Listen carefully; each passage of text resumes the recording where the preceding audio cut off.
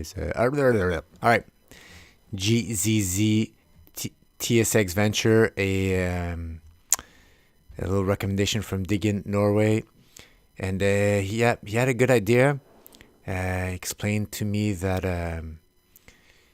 when you do regular stocks, Stan Weinstein way, Mansfield relative strength, you would choose the SPX, or you would choose the index that your stock was in, and you would compare that to your performance, to your peers in that same index. Today we're using the SPX. It's the guideline, the golden.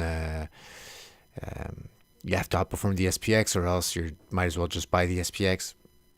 But you could also use it to compare it to the sector you're in, your peers. You could compare it to the industry you're in, your peers, and really down select and eliminate and choose just the best of the best.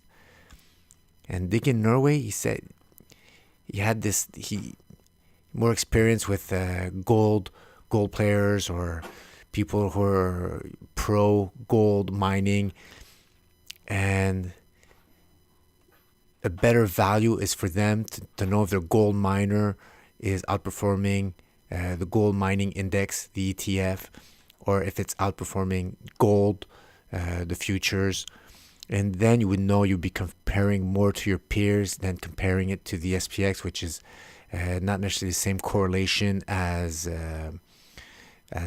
gold mining stocks, which they could be maybe inverse to the SPX. People who are long gold stocks are usually adverse to regular stocks, just as gold is a hedge for US dollars, or deflation maybe in gold in stock prices.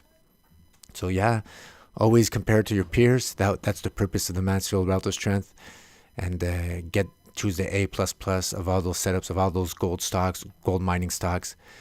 Just choose the best, guys. So here I popped. It's pretty cool. Trading View again. I popped Mansfield relative strength compared to the SPX, compared to gold miners, GDX, and compared to spot gold in US dollars. And you could see for GZZ, it would have been different at different areas. It would have been different signals.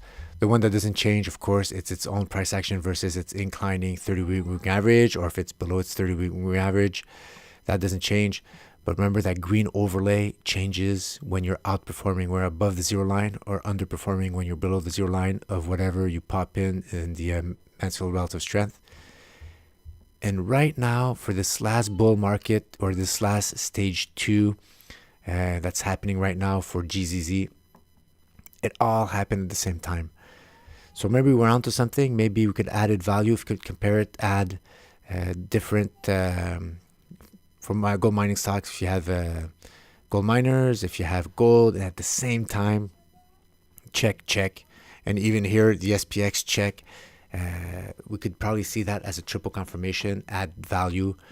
So wow, another rabbit hole I have to go down to now. I'll be popping multiple Mansfield relative strength now when I pop up the instrument I want to trade, see if it's the best, and see how many times when you had synergy, when you had all three giving you a signal, how well that stage 2, how powerful was it. You have it right here again, green, and look at that, you had a meaningful stage 2. Even if here you underperformed, you still had the other two that you were doing great against, and you have propelled that stage 2 all the way up. So this could be very, very, very interesting. Right here, they're not popping up at the same time.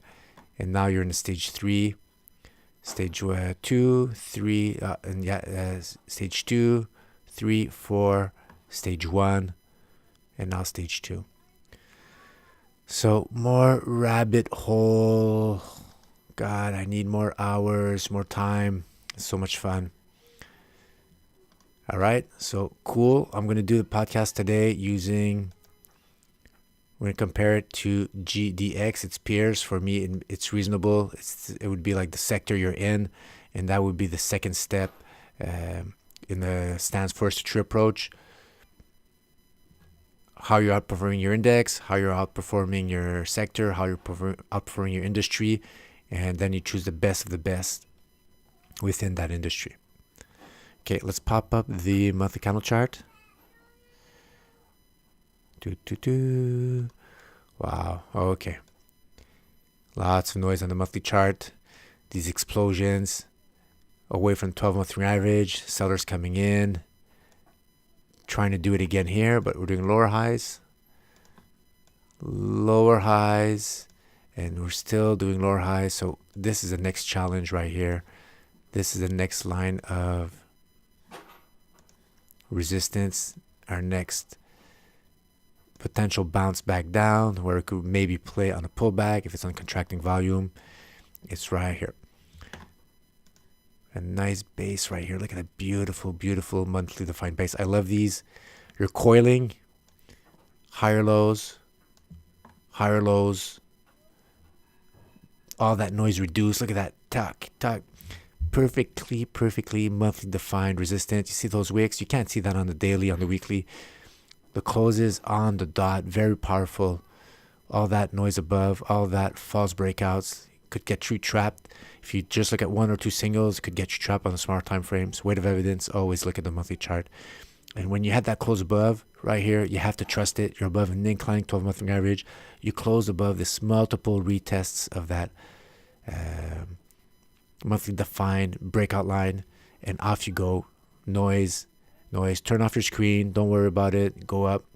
And then it's the first big warning sign right here. That big wick, sellers coming in, starting to define resistance. And probably on the weekly, you could check. Maybe there was an exit point on the weekly during that month or on the daily where you could have got your money out. Or else, worst case scenario, you would have been out when you had that close below that 12-month moving average. Enter here, exit here, and if you could scrape a little bit more profits, maybe on the weekly, you could have got a trigger signal to take some of your position off here. But that wick, that's a big warning sign, especially in that close, that red candle close right there. Here's a big warning sign right there. But now, declining 12-month moving average, 12-month moving average going back upwards. Close above. Oh, a little messy here. I need a green candle. There's some gap ups and then close down. So close above this consolidation pattern here. Close above monthly defined resistance here. Some more here. So rocketing through that. And now we're starting to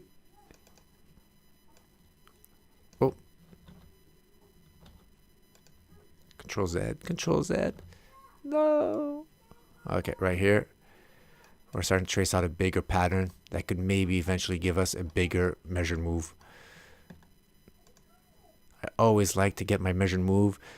It tells me the direction of the measured move. So that's the higher trend's direction. The 12-month moving average is telling me that also. And when I have these crazy targets, and they're reached, it gives me some optic to see that okay, maybe the run has started slowing down. You can take half your position when the swing rule's reached, but you could also wait for the Stan Weinstein way of getting triggered out, close below 30-week moving average, and or close below your sell stop, depending if you're doing the trader's way or the investor's way. And here, though, we could be hitting some monthly defined resistance right here. So some turbulence before you reach that target all the way up here. So that's how it's building up. We are making, this is like a triangle, this symmetrical triangle, higher lows, lower highs. I'm not a super duper big fan of triangles or diagonal lines, should I say.